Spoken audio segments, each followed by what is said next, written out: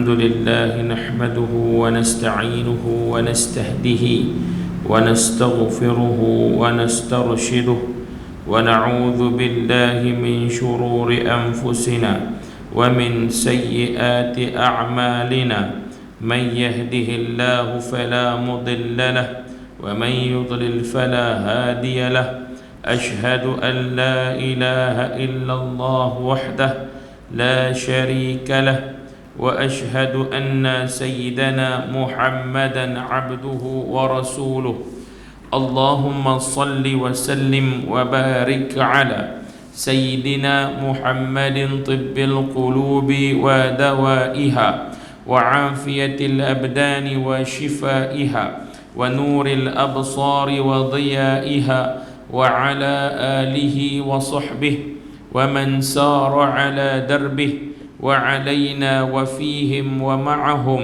برحمتك يا أرحم الراحمين أما بعد قال رسول الله صلى الله عليه وسلم من خرج في طلب العلم فهو في سبيل الله حتى يرجع أو كما قال رسول الله صلى الله عليه وسلم. Alhamdulillah thumma alhamdulillah, bersyukur kita kepada Allah Subhanahu wa taala dengan keizinannya, limpahan rahmatnya, taufiknya serta hidayahnya yang memberikan kepada kita kesempatan, ruang dan juga peluang yang masih lagi terbuka kepada kita sehinggalah pada malam ini. Moga-moga duduk-duduk kita ini dikurniakan Allah dengan duduk yang bermanfaat di sisi Allah dan mendapat kebajikan di dunia maupun di akhirat. InsyaAllah tuan-tuan, malam ni sambung balik kita punya perbincangan. Masih lagi kita menggunakan pakai kitab Tafsir Munir karangan Al-Allamah Dr. Wahbah Az-Zuhaili rahimahullah. Moga-moga kemanfaatan dari kitab ini mengalir jua pahalanya kepada si pengarang kitab. Tuan-tuan dan puan rahmati Allah sekalian, kita berhenti hari itu pada 28 hari bulan 11 2023. Dan pada malam ini insya-Allah kita sambung balik pada ayat yang ke-16 daripada surah Abasa, ayat ke-16. Baik. A'udzu billahi minasyaitonir rajim. Bismillahirrahmanirrahim. Bi aidi safarah kiramin bararah qutilal insanu ma akfarah min ayyi shay'in khalaqah min nutfatin khalaqahu faqaddarah thumma sabila yassarah thumma amatahu faaqbarah thumma idza syaa'a ansyarah kalla lamma yaqdi ma amarah. Sadaqallahul azim. Alhamdulillah. InsyaAllah tuan-tuan, kita akan tengok pada ayat yang ke-16 pada malam ni. Saya nak kena tuan-tuan, kita pergi sebaik boleh bagi perhabis, kita perhabis malam ni tuan-tuan, sebab kita nak masuk pada surah yang lain. Dan saya minta maaf tuan, malam ni insyaAllah saya berhenti insyaAllah ngam-ngam kot Muqtar, sebab saya nak balik ke masjid pula, balik ke masjid sana pula, ada hal kerja sikit. Baik tuan-tuan, pada ayat yang ke-15 kita dah baca hari itu, pada ayat bermula ayat 11. Pada mula ayat 11 tuan-tuan, kita tengok apa yang Allah Ta'ala sebutkan bahawa tentang Al-Quran sebagai peringatan dan nasihat serta nikmat Allah dalam diri manusia. Allah suruh tengok Quran sebagai satu peringatan dan sebagai satu nasihat. Quran sebagai peringatan kita tuan-tuan, itu merupakan tazkirah, peringatan. Nombor 2, sebagai nasihat bagi orang yang beriman, bagi orang soleh. Dia suka dengan nasihat, dia suka orang nasihat dia. Tapi kalau Allah Ta'ala nasihat sendiri berdasarkan ayat Al-Quran, lagilah ianya ampuh, lagi kuat. Kita tak boleh nak mengelak lagi dah. Kalau orang nasihat kita, kadang-kadang kita buh juga ke orang tu, tak nasihat aku, hang pun sama. Kita akan cakap lagu tu tuan-tuan. Ada orang setengah cakap lagu tu, dia tak suka orang nasihat dia. Dia tak suka orang bagi kat dia kata-kata yang boleh menyebabkan dia ni tersedak dari kesilapan dia. Nasihat artinya orang yang dinasihati dia pernah buat silap. Dia buat silap, tegur untuk dapatkan kebaikan dan juga bagi dia betul balik. Itu nama nasihat, peringatan sebelum buat salah. Kalau nasihat artinya orang tu dah buat salah dah, nak bagi nasihat supaya dia buat betul. Tapi kalau peringatan belum buat salah, beringat dulu. Sebab tu tuan-tuan, hadis Nabi kata apa? I'tani khamsan qabla khamsin. I'tani, beringatlah kamu, khamsan, 5 perkara, qabla khamsin, sebelum datang 5 perkara. Disuruh peringat awal-awal. Kalau kata pepatah Arab, dia kata apa? Dia kata al-wiqayatu khairu minal ilaj. Wiqayah, mencegah itu lebih baik daripada merawat. Cegah dulu, tahu dulu tak apa, baru kita boleh berbetul. Baik tuan-tuan, maka Quran datang sebagai peringatan pun dia, nasihat pun dia, serta nikmat Allah dalam diri manusia. Apa yang Allah bagi kat diri manusia adalah nikmat. Nikmat apa? Kita tengok tuan. Kalla innaha tadhkirah. Kita dah baca dah hari tu. Sekali-kali jangan buat macam tu. Sesungguhnya ajaran Allah itu adalah suatu peringatan. Tadhkirah, peringatan. Jangan buat belagak, jangan buat sombong. Jangan tunjuk lagak kita tuan-tuan, kerana Allah Ta'ala bermain Al-Quran sebagai peringatan.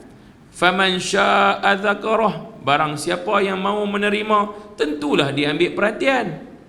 Kalau dia mau terima, mesti dia ambil Al-Quran dengan guna pakai. Tuan-tuan, berapa banyak ayat Quran yang kalau orang ikut hari ni tuan-tuan, dia tak sesat. Hari ni orang semua patah balik. Dari segi kesihatan, satu dunia patah balik pergi kepada ajaran Nabi kita SAW. Satu dunia tuan-tuan. Hak Cina ke, hang India ke, hang mai pada orang putih ke buat cerdik lama ni ya. Tuan-tuan, semua patah balik. Semua cakap hang tentang IF, intermittent fasting. Semua orang cakap pasal puasa. Yang terbaru ni saya dah baca tuan-tuan, ada pula fat fasting, puasa lemak. Bukan puasa tak makan lemak, puasa tu makan lemak dia kena makan lemak, tak boleh makan benda lain tuan-tuan. Yang ni satu lagi maknanya apa? Semua balik pada fitrah, balik puasa. Kita puasa berapa jam? Kita makan sok pukul 5 pagi katakan, 5.30 pagi. 5 pagi ya senang kira. Start pukul 6 6 puasa. 6 kita mula. 7, 8, 9, 10, 11, 12, 1, 2, 3, 4, 5, 6, 7. Berapa jam? 13 jam kita puasa. Kalau intermittent fasting 16 jam. 7, 8, 9, 10, pukul 10 malam makan.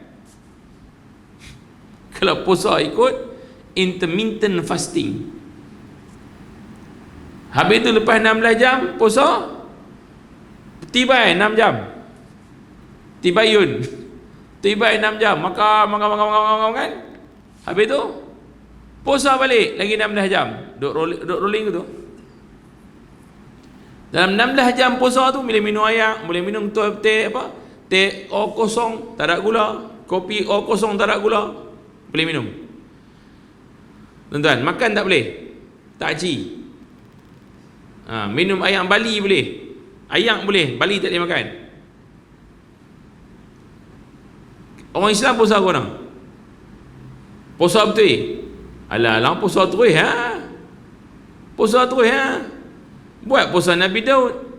Puasa Nabi Daud macam mana? Sehari puasa, sehari buka. Sehari puasa, sehari buka. Hari buka tu puasa dah 16 jam, intermittent fasting. Boleh buat pun. Buat tuan. Hari ni orang semua patah balik. Bukan kata orang Islam lah. Yang mengajak ni orang putih suruh puasa. Tuan-tuan, siapa-siapa yang ikut ajaran Al-Quran, dia pasti berjaya. La'allakum tuflihun. Moga-moga kamu jadi orang berjaya. Faman syaa'a dzakara inha tadhkirah faman syaa'a dzakarah. Maka barang siapa mau menerima, tentu dia bagi perhatian. fi suhufil mukarramah, dalam kitab yang dimuliakan, marfu'atin mutahharah, fi suhufil mukarramah. Dekat mana nak ambil peringatan tu? Dalam kitab yang dimuliakan. Kitab mana? Al-Quran. Fi kutub, fi suhufin, maksudnya apa? Dalam kitab-kitab dulu pun sama juga. Siapa-siapa di zaman Nabi Isa, dia mengambil pedoman dari kitab Injil Nabi Isa, dia akan dapat pedoman tersebut. Siapa-siapa yang mengambil pedoman daripada zaman Nabi Daud alaihi salam, kitab Zaburnya, dia dapat manfaat. Siapa-siapa ambil peringatan dari kitab Taurat Nabi Musa, dia punya peringatan, dia dapat manfaat. Dan siapa-siapa yang mengambil manfaat dari suhuf para anbiya, dia juga dapat manfaat. Sebab apa? Dia mai daripada Allah Subhanahu wa ta'ala. Takkan rosak, takkan binasa, dan takkan sesekali salah. Tidak ada keralatan dalam Al-Quran. Tak ada. Baik tuan, sambung. Marfu'atin mutahharah, yang ditinggikan lagi disucikan, bi aidi safarah, di tangan para malaikat, di tangan para malaikat yang bawa mai Al-Quran itu secara mutawatir kepada Nabi kita Muhammad sallallahu alaihi wasallam. Direct terus Allah Taala menjadikan malaikat sebagai perantara sampai kat para nabi ini tuan-tuan. Maka tidak akan leaking walaupun satu ayat. Tuan-tuan, canggih tak zaman kita ni? Canggih tak? Printer terhebat dunia di zaman kita. Nak print atas apa? Nak print atas kaca? Boleh. Mi buat di masjid, nak print atas kaca, nak buat pintu kaca, suruh kelang buat dia punya mold siap-siap, buat print siap-siap, buat apa dia panggil apa, sand glasses lah, sand apa tu, dia pakai macam-macam pasiak tu, tapi dia memprint siap-siap. Tuan-tuan, tu dia bapak yang besar tuan-tuan, mesin yang nak print kaca, nak print atas kaca tu punya besar. Ada print tu, ada. Nak print atas apa?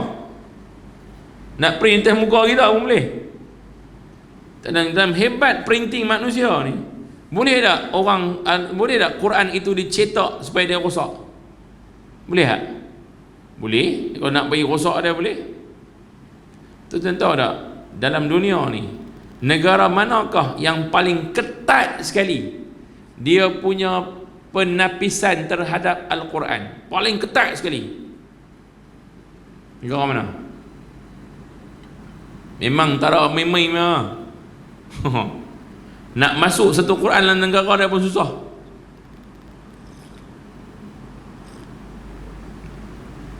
Tak tahu? Main abang?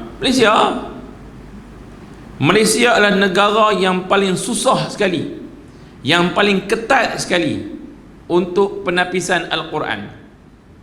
Tuan tahu ke nak masuk Quran ke Malaysia ni, kita ada lembaga penapisan, dan di Malaysia lembaga penapisan Al-Quran ataupun dipanggil pentasrih Al-Quran dilantik daripada setiap negeri 2 orang, dan kuasa itu diletakkan di bawah KDN, Kementerian Dalam Negeri, bukan di bawah JAKIM. Pasal apa dia letak di bawah KDN, tak letak bawah JAKIM? Kerana bidang kuasa JAKIM sempit, bidang kuasa KDN luas. Bila KDN tuan-tuan duduk di bawah KDN, tak boleh buat melawak memang. Ni bidang kuasa. Di Pulau Pinang ada 2 orang pentasrih Al-Quran, dan memang orang hebat. Siapa dia? Satu Ustaz Ahmad Hashim, 2 Ustaz Helmi, dua-dua di kitab Pulau Pinang. Terus saya duk buat kitab, duk buat apa, duk tulis buku bahasa Arab, untuk buku teks bahasa Arab, duk ulang alik Penang Putrajaya, Penang Shah Alam, duk jumpa depa atas kapal terbang. Depa hotel sebelah ni, saya hotel sebelah ni. Saya duduk 10 hari, depa duduk 5 hari. Tuan, ni orang hebat-hebat di Pulau Pinang ni ada. Satu negeri 2 orang. Nama mereka duduk dalam Quran bah. Kita buka belakang, pentasir Quran ada nama mereka. Dan tuan-tuan, untuk kemasukan Quran daripada luar ke Pulau Pinang, ke Malaysia, bukan mudah. Masuk ke Malaysia, Quran daripada, contoh saya ambil lah, masuk dari Indonesia, kebanyakan Quran masuk daripada Indonesia, bila masuk lembaga penapisan semua reject. Indonesia ada banyak problem dari segi penulisan Al-Quran, sebab negara dia tak ada penapis. Nak keluar kitab apa pun boleh, dia tak ada macam kita. Kita ada lembaga penapisan buku pun ada, penapisan filem pun ada, tapi penapisan filem buat leceh apa ni, Finas kan, tak tahu dia buat apa, kita apa ni, cerita Sijin, ibuh kat badan kawan tu nama Bismillahirrahmanirrahim, tulis lagu tu, buat poster. Mana boleh, tak boleh tuan-tuan. Bukan mudah ibuh tulis lagu tu tuan-tuan, lepas tu tayang kat orang, esok ni kertas tu mana buat apa, atas tiket pun dalam benda tu, nak buat apa? Kan boleh buang sesuka hati kalau dah ada ayat Quran. Tuan-tuan, kita ni bahaya juga, kita punya frame-frame ni semua, bukan suka-suka hati boleh pergi buang. Baik, maka tuan-tuan, Malaysia antara negara paling ketat. Baru ni sembang dengan seorang pegawai dia yang in charge bahagian penapisan ni. Dia kata kalau Quran tu mai daripada Saudi tak banyak cerita, sebab Saudi negara dia pun ketat. Tapi Quran tu kalau mai daripada Indonesia, Thailand atau mai dari Kemboja ke mana ke, memang akan dibuat penapisan, kebanyakannya reject. Dia akan hilang satu huruf, dua huruf akan hilang. Tuan-tuan ada tak? Tuan-tuan lekat lagu tu, tak apa juga. Ada setengah masjid dia pergi ni, yang tu saya tegur beberapa masjid. Saya tegur sebab saya suka pergi baca. Nak tolong masjid tu, kalau jika tergugur beberapa titik ke apa ke, masalah. Kan dia pada buat surah sajadah tapi pakai mozaik. Dia cantum mozaik, cantum jadikan satu surah. Sebaiknya tu soalan. Sebab apa? Bila cantum tuan-tuan, kena simen, kena apa ke, kadang-kadang cantuman itu tuan-tuan tertinggal satu titik pun tertinggal. Quran ni bukan boleh satu titik tak boleh tinggal, satu baris tak boleh tinggal, tak boleh. Tu yang orang sangat hati-hati. Bagi orang yang betul-betul dia ni dia ni orang apa, dia tak boleh lah, dia tak boleh main suka-suka apa pun, tak boleh. Ambil jalan baik-baik, berhati-hati tu suruh buh lah. Nasihat saya tu suruh lah, buh benda lain, buh bila ayat-ayat lain, Allah Muhammad pun tak apa, la ilaha illallah pun tak apa, tapi Quran ni tu salah. Sebab bahaya, lama kelamaan dia printing akan hilang. Bila hilang nak baca apa nak, bagi orang yang tak boleh nak baca, dia baca dia merapu. Contohnya huruf ya, khairum minallah, khairun, tiba-tiba titik kha ya tu tertukar jadi apa? Jadi ba. Jadi qabrum minallah, kubur lah pula. Nampak tak? Tu dia kata bila lebih baik tu salah. Lebih baik kita buat benda lain, pun benda lain. Baik, sambung. Bi aidi safarah, di tangan para penulis, yang ni para malaikat. Kiramim bararah, ayat ke-16. Kiramim bararah, malaikat mana ni? Yang mulia lagi berbakti. Siapa dia? Kiramin. Kiram ni tuan-tuan, tersangatlah mulia malaikat ni. Kalau karimun mulia, kalau kiramun tersangatlah mulia. Kiramim bararah, dahlah dia ni mulia, lagi baik, lagi berbakti pula. Jadi orang baik, makhluk yang sangat baik, yang dia takkan tipu. Malaikat dia takkan tipu. Kenapa tuan-tuan Allah Ta'ala umar ayat ni? Sebab ada di kalangan kufar yang mengatakan bahawa Quran ini datangnya dengan perantara. Bila perantara, hang boleh percaya kat malaikat Jibril. Jadi gitu. Sampai malaikat Jibril pun dia bertikai. Main turun ayat Quran ni kata apa? Bi aidi safarah. Depa tak tipu punya. Bi aidi safarah. Depa ni penulis yang bawa ni adalah orang yang mulia. Kiramim bararah. Kemuliaan depa dan kebaikan depa berbakti tu la ta'wilan fi. Tak suruh takwil apa-apa. Confirm dah. Kemudiannya tuan-tuan, qutilal insanu ma akfarah. Qutila, kalau qatala artinya bunuh. Qitalun, perang. Qitalun, perang. Kalau qutila artinya apa? Telah binasalah. Qutila al-insanu. Apa dah al-insan? Tak tahu juga, saya nak balik malam ni juga. Al-insan apa? Manusia. Tuan-tuan, al-insan. Satu lagi nisyan. Sama tak al-insan dengan nisyan? Dia punya ejaan, dia punya huruf-huruf semua sama. Al-insanun, ada alif, ada nun, ada sin. Ada alif, ada nun. Nisyan pun sama juga, ada nun, sin, ya, alif, nun, ada sama. Al-insan maksudnya apa? Maksudnya manusia. Nisyanun artinya lupa. Tu kalau orang Arab dia kata manusia tu siapa? Manusia ni orang yang kuat lupa. Orang yang kuat lupa. Tuan-tuan, saya kuat lupa. Bukan lupa mengaji, lupa diri. Kadang-kadang masa sakit beringat. Masa sakit tuan, nak makan satu benda masuk mulut pun takut. Beringat kita sebab tahu sakit. Allah angkat sakit macam tak pernah sakit tu. Dia main selera nak makan, dia lupa yang dia pernah sakit tu. Lepas tu bila Allah bagi balik sakit, dia ingat balik. Sekali lagi hilang sakit, dia hilang ingatan balik. Ingat saya seorang, punya ramai orang begitu. Ramai orang begitu. Masa sakit tuan-tuan, Allah. Saya sakit, saya masuk ICU dulu tuan-tuan. Keluar main punya lah, ya Allah. Rasa macam nak mati je.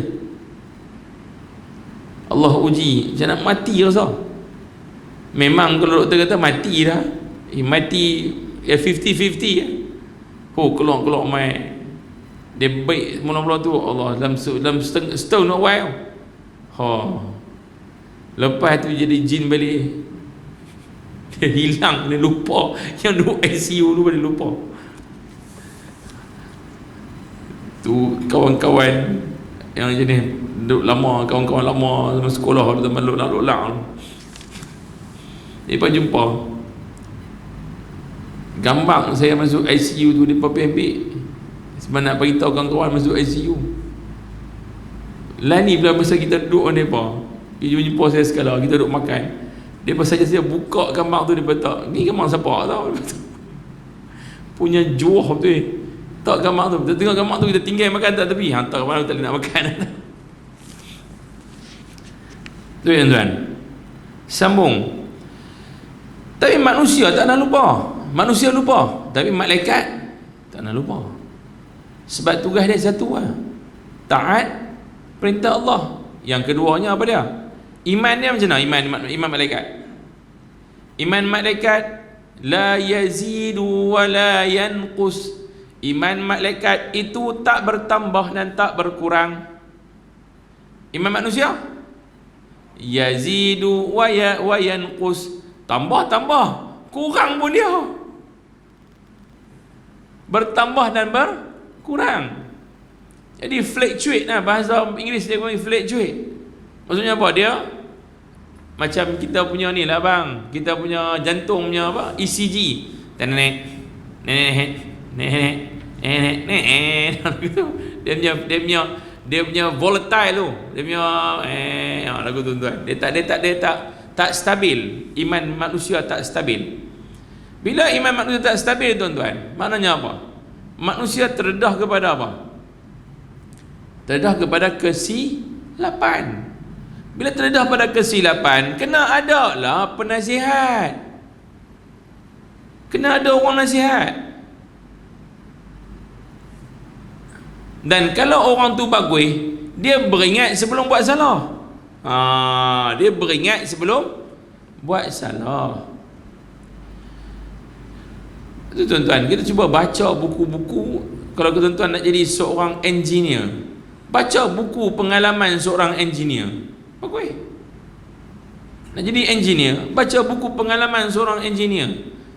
Dia ada pengalaman 30 tahun jadi engineer. Baca buku dia. Buku dia sekarang experience daripada seorang engineer. Dia ceritalah pengalaman hidup dia. Apa salah dia pernah buat dalam apa salah yang dia pernah buat sepanjang dia jadi engineer. Baru tuan-tuan tengok, oh cerita ni salah gini. Oh, aku tak boleh buat macam tu. Buku seorang cikgu, travelog seorang guru. Guru tu dah pencen, bertugas selama 35 tahun. Travelog sepanjang karier dia sebagai seorang cikgu. Dia baca, kita baca buku tu. Kita tengoklah pengalaman orang, apa salah dia buat. Orang meniaga emas. Baca buku pasal itu, meniaga emas. Apa salah dia buat yang menyebabkan dia jadi bankrupt berapa kali apa semua, dia tahu. Tanya pada orang berpengalaman. Quran cerita balik. Cerita apa? Hamba-hamba yang pernah gagal dalam kehidupan mereka sebagai hamba Allah. Cerita Quran. Berapa banyak? Bani Israel, Ashabul Aikah, Ashabul apa lagi? Kaum Thamud, kaum Ad, Ashabul Madyan, Madainus Salih. Cerita habis dalam Quran. Pasal apa? Cerita pengalaman yang pernah berlaku sepanjang hayat manusia dari mula Nabi Adam sampai akhir zaman. For what? Untuk apa? Untuk diambil manfaat oleh manusia supaya dia tak buat salah seperti mana salah yang pernah dibuat oleh umat terdahulu. Ada faham tak? Boleh Situlah yang tuan-tuan kena main duduk, kita baca sama-sama. Balik rumah kita menerah balik, tengok apa yang salah Quran yang pernah buat. Quran dulu umat-umat terdahulu pernah buat salah apa, baca balik. Bila baca apa kita tahu, oi, aku jadi hamba Allah, aku tak boleh buat salah macam ni dalam hidup. Tu pentingnya sejarah, tuan-tuan. Baik, sambung balik lagi sikit. Qutilal insanu ma akfarah. Binasalah manusia. Pasti apa dia binasa? Ma akfarah, pasal kekufuran yang amat dahsyat. Kufur teruk sangat. Binasa dia, melampau dia atas kekufuran. Kufur saja-saja sikit-sikit dia minta ampun, Allah ampun dosa dia. Tapi binasa sebab apa? Sebab teruk sangat. Kaum Lut alaihi salam, kaum Nabi Lut, pasal apa dia dibinasakan? Hari ni dia panggil Pompei. Kita panggil kaum Nabi Lut. Hadis kata apa? Man ya'mal qaumil Lut faqtuluh aw farjumuh. Nabi kata dalam hadis, dalam bab hukum hudud, hukum had bagi orang-orang yang melakukan hubungan seks homoseksual. Apa Nabi kata? Man ya'mal qaumil Lut, barang siapa yang buat perangai macam kaum Nabi Lut, faqtuluh, bunuh dia, au farjumuh, ataupun rejam dia sampai mati. Sebab tak guna bagi dia hidup, pembawa penyakit dan kebinasaan bagi umat manusia. Tuan-tuan, ni sampai tahap lagu tu. Maka tuan-tuan, kekufuran mereka, katalah mereka ni kufur sikit-sikit, Macam kufurnya yang pernah dibuat oleh umat-umat terdahulu seperti umat Bani Israel sendiri pun, dia ada puak yang buat kufur sikit-sikit ni, Allah ampun dosa dia apa? Dalam Quran Suratul Baqarah cerita Allah ampun dosa dia apa? Tapi yang melampau ni, melampau sangat tuan-tuan. Kaum Nabi Nuh, dia buat apa? Sembah berhala, tolak terus Nabi Nuh, melampau. Lawan Nabi Nuh, melampau. Baik tuan-tuan, kemudian last sekali, apa kemuncak bagi sesuatu kaum itu? Apa kemuncak, last punya kemuncak, sampai kemuncak kemurkaan Allah kat mereka apa tiba? Satu ya, mencabar kepada Nabi itu tentang ketuhanan. Cabar Nabi, cabar. Kok Nabi Nuh cabar? Wahai Nuh, kami dah nak masuk, nak beriman dengan hang, tapi kami beri syarat ke hang, hang tak mau terima. Syarat kami tolong buang yang 82 orang fakir miskin, kami tak hidup dengan mereka, kami bangsawan, tak boleh kawan dengan mereka. Hang tak boleh ikut, dan ni hang jangan mai ke kami dah. Habang kat Tuhan hang, jangan dia bersuruh hang untuk mai lagi mendakwah untuk kami. Cabar aku tu, cabar terus. Dan kalau hang rasa nak berturunkan adab, silakan. Oh, cabar. Tuan-tuan, macam itulah juga dengan kaum yang kaum melampau, kaum yang melampau dalam Bani Israel. Waktu naik bukit Tur Saina, Nabi Musa ajak 70 orang naik, yang paling beriman, paling bertakwa sekali. 70 orang naik ke bukit Tur Saina untuk minta ampun ke Allah Ta'ala, untuk bermunajat dan mohon ampun. Apa dia buat? Dah lah kat bawah ni hampa murtad, kemudian disuruh bertaubat dengan cara apa? Bertaubat, suruh faqtulu anfusakum, bunuh diri-diri kamu. Lepas habis tinggal yang baki masih hidup, bawa naik atas, pimpin bermunajat. Naik atas, sampai ke atas, apa dia kata? Ya Musa lan nu'mina laka hatta narallaha jahrah. Wahai Musa, kami sebenarnya sesekali, we are never, kami takkan sesekali beriman dengan kamu hatta narallaha jahrah, sampailah kami dapat tengok Allah Ta'ala dengan terang-terang, tunjuk kami mana Allah. Itu kemuncak mencabar. Apa Allah bagi mereka? Fa akhadhatkumus sa'iqatu wa antum tanzurun.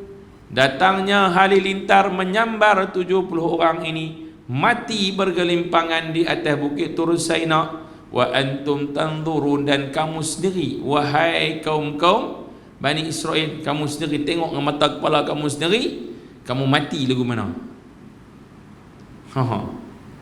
Kemuncak tu. Baik tuan-tuan, min ayyi syai'in khalaqah, daripada apakah Allah menciptakannya? Daripada apakah Allah menciptakan? Min ayyi, min daripada ayyi, apa? Syai'in, sesuatu, khalaqah, menciptakannya, yakni manusia. Allah cipta manusia daripada apa? Ni mula ayat ke-18 ni bermulaan Allah nak mengungkit dan mengangkat kembali supaya manusia jadi manusia yang menghargai nikmat. Min ayyi syai'in khalaqah, kamu ni jadi daripada apa? Min nutfatin, daripada nutfah, iaitu setitis air mani, nutfah. Allah nak sedangkan kita, where you come from? Penang. Bukan, tapi daripada nutfah, daripada setitik air mani. Min nutfah, setitik. Kalau nataif banyak titik, ni nutfah, dia satu titik. Khalaqahu faqaddarah, setitik air mani, kemudiannya khalaqahu, diciptakan kamu semua pula, faqaddarah, berperingkat-peringkat, mengikut perkembangan. Dari setitik air mani, tengok tak ada nilai ayak je kot, ayak. Maaf tuan-tuan, mai pun dari tempat yang kotor. Betul tak? Allah nak menyedarkan kita, kamu ni nak belagak sangat dengan aku, nak belagak dengan Allah, nak menjadi takabur kepada Allah. Hang mai daripada setitik air mani, aku cipta hang. Mai dari tempat yang memang aku jadikan tempat itu tempat yang paling keluar semua najis kat situ. Tapi aku jadikan kamu daripada situ. Khalaqahu faqaddarah. Kemudian daripada situlah berperingkat-peringkat kamu berkembang sampai jadi manusia. Daripada satu titik air mani jadinya segumpal darah, alaqah. Dari alaqah berubah kepada mutrah, jadi segumpal daging. Dari segumpal daging diliputi pula oleh azamin, daripada diliputi pula dengan tulang. Dari tulang itu berkembang pula jadinya kamu seketui isi dan bertulang. Kemudian kami ciptakan kepada kamu titik-titik hawasatul khamsah, 5 panca indera yang ada pada kamu. Tangan kamu terbit, mata kamu mula buka, mula terkeluar, telinga kamu mula tumbuh, hidung mula bangkit, mulut kamu mula ada titik dia untuk dibuka. Dicipta kamu kaki kamu pula. Maka tuan-tuan, ini semua merupakan ciptaan Allah. Faqaddarah, dengan berperingkat-peringkat. Wahai manusia, kamu tak sedar ke bahawa kamu ni adalah merupakan ciptaan kami? Tak sedar ke? Kami yang cipta kamu. Kamu nak belagak apa dengan kami? Tuan-tuan, kita kalau pandai buat kereta, kita pandai jadi pomen kereta, beli kereta buruk, bawa balik mai kita proses kereta tu. Proses kereta tu, kita bawa, kita tahu bunyi apa dekat ni bearing duk bunyi ni, kita tahu. Sehari turun-turun mai, beli bearing baru, tukar, jalan balik. Oh, senyap kereta. Sehari kereta bergerak, oh yang ni mounting ni, tukar pula mounting, smooth balik kereta jalan. Pasal apa? Sebab kita tahu, sebab kita yang proses, kita yang buat. Tuan-tuan, Allah Ta'ala maha mengetahui. Azan ke? Azan ke? Bismillahirrahmanirrahim. Okey. Allah Ta'ala maha mengetahui apa saja yang mai daripada kita. Allah tahu everything. Tak boleh tipu. Tuan-tuan, nak ranjau, pergi ranjau manusia, tak boleh ranjau kepada Tuhan. Baik tuan-tuan, mai pada ayat yang ke-20, dia bunyi kan? Dia bunyi kan? Thumma as-sabila yassarah, dan kemudiannya dia memudahkan jalannya. Nak mudah jalan apa tuan-tuan? Sampai ayat yang ke-23 nanti insya-Allah kita akan sambung balik tuan-tuan, insya-Allah. Cukup sampai perkembangan manusia. Nak tengok jalan apa yang dimudahkan oleh Allah Subhanahu Wa Taala nanti. Moga-moga Allah beri kita kebaikan dunia dan akhirat tuan-tuan. Yang baik daripada Allah, yang buruk daripada saya. Saya mohon beribu kemaafan tuan-tuan, terpaksa berhenti ngam-ngam sekarang. Moga-moga kita bertemu balik pada bulan Januari nanti tahun depan pula baru jumpa. Wallahu a'lam. Wa aqulu qawli hadza wa astaghfirullahal azim li wa lakum. Wassalamu alaikum warahmatullahi wabarakatuh. Bismillahirrahmanirrahim. Alhamdulillahirabbil alamin wassalatu wassalamu ala asyrafil anbiya'i wal mursalin wa ala alihi wa sahbihi ajma'in. Allahumma nawwirna bi nuri ilmik wa min nisyan bi rahmatika ya arhamar rahimin.